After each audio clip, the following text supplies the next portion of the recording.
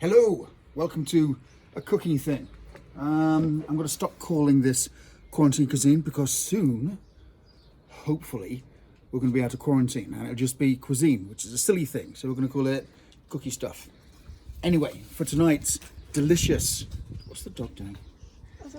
Jim, that's a rose bush, leave it alone. Stupid animal. Right, for today's beautiful dinner, we're going to do fried chicken, like KFC. But we're using some chicken thighs instead. So we've got some chicken thighs off the bone. On the bone is real good. I like it very much. It takes longer to cook. And it's a little bit messy, which I like.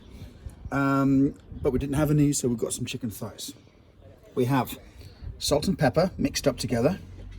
We've got paprika. This is a mixture of normal paprika and smoked paprika. We've got some turmeric because it just makes a nice richer colour. We've got some mixed herbs. This is some chilli powder. And this here is buttermilk. Jocelyn, what's buttermilk? I have no clue. Back on me. Okay. So buttermilk is a product of making butter. You take cream and you churn it, and the solids collect to be butter, and then all the watery stuff left over is the buttermilk. And it's got a high acidic pH. I think it's about pH 4, which makes it quite acidic, which is fantastic because it tenderizes the chicken. If you've not got buttermilk, you can use regular whole milk, so full fat milk, a little bit of lemon juice, mix it together and leave it for 10 minutes. Or you can use the same thing but use some white vinegar instead of the lemon juice. So you're mixing milk and something acidic. It will split, but when you mix it all back together again, it makes that buttermilk, and it just makes acid and lactose. So those two things work together to help tenderize the chicken. So here we go, back up a little bit so you can see my mastery at work. Chicken, salt and pepper. Now you want quite a bit of salt and pepper because it's going to be in a buttermilk solution. A lot of it's going to be lost into it. We want the paprika, a mixture of smoked and regular. We put in the turmeric, the mixed herbs and the chili powder to give a little bit of a kick. And then we're going to add in 1 tub of buttermilk. Maybe I'll add some more, we'll see when this is all mixed up. We need to make sure that absolutely all the pieces of chicken get lovely and coated. Okay, back on me while I'm mixing this. So what we're going to do then is I'm going to put this in the fridge and we're going to leave it to marinate and for the buttermilk and the salt to work its magic on the meat of the chicken. And it tenderizes it and it makes it juicy and it cooks it quicker as well because the acid in it slightly starts the curing process. You can do this overnight, and I think probably 24 hours is the most you want to do this for. Otherwise it'll just start to break it down. But we're doing it 6 hours in advance, which is also absolutely fine. You can just do it and cook it straight away, but I don't think you get the depth of flavour. So if you go back onto the chicken now, you can see how gorgeous does that look, Joss? It looks orange and like chicken. Yeah. So what we'll do later on is we will dredge this in some flour, which will also be heavily seasoned with the same seasonings we've just used, and then we're going to fry this off in the skillet. And it's going to be fantastic. I don't think we need to add any more buttermilk to that. So that's perfect. The lid can go back on. That can go in the fridge. Come back soon and watch me cook. Okay, here we are. We have a wife and a spoon. Say spoon. Spoon! Okay, and we're going to be making the dredging flour. What? Bonus points to anybody who can name the superhero whose battle cry that is. This is for anybody over the age of 50.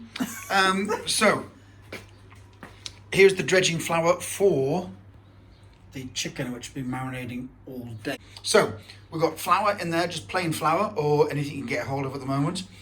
And here we go. So first, chili powder. We want 2 teaspoons of chili powder. Good. We want 2 teaspoons. Oh, that's smoked paprika. Chuck it all in.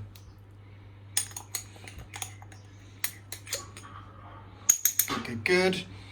Dried herbs, although that's just oregano, so it'll do. And let's put a teaspoon of that in. Okay, and then regular paprika, let's put 2 teaspoons of that. 2 teaspoons of black pepper. And then 2 teaspoons of salt. Give me another 2. Actually. Okay, mix all that together.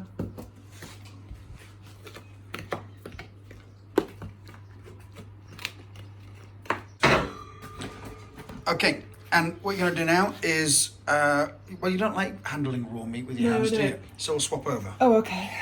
I'll do the monkey bit. So all we're going to do now is going to dredge the chicken, which means coat it. We want to completely coat it. So I'm going to chuck pieces of chicken in, 1 and 2 and 3 and 4 and 5 and 6. Okay, and then toss these into the flour. Make sure that all the bits are covered. Okay, then I'm just going to put them up here. I'm going to do this to all the chicken, and I'm going to bore you with that. So we'll be back in a minute. So we'll be back in a minute for the cooking. Here we are, cooking the chicken. Chips are in the oven. We've got, come a bit closer, we've got some sweet corn with bacon and onion and garlic and nice stuff in there. So kind of a bit like a succotash, but I thought the sweet corn and the chicken and some chips would go very well together. This is at about 7 minutes on one side. We'll turn it over. So I'm cooking this in rapeseed oil, and it's a much higher smoke temperature, so it's able to tolerate higher temperatures better. Once this has been cooked through, I'll check it with my meat thermometer. As long as it's over 70, it's cooked. Like the bacteria is dead. You can tell when it's nearly ready because the number of teenagers starts to increase dramatically. Yeah, we are being, it's like vultures in a dead body in the desert. Chumming the waters to go shark fishing. It is. So this pan, cast iron, so it's not going to warp under the temperature, and it's got about an inch of oil in it, which I might need to top up. This is not the healthiest food. It is chicken covered in flour, fried in oil for minutes, and it will soak up a lot of that. After it's cooked, we'll leave it on the tissue paper here, just to sort of lose some of its oil, and then I'll put it back into a warm oven just to sort of keep its temperature while we cook the other batch of chicken up. I'm really looking forward to this, I'm starving. Come back for when we plate up. Thank you very much.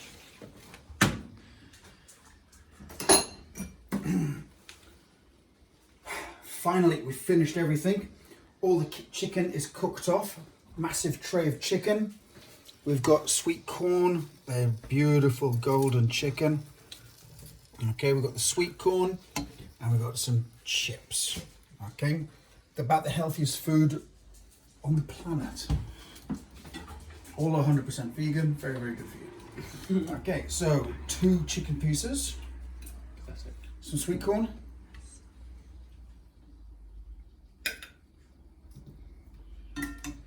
and some fries.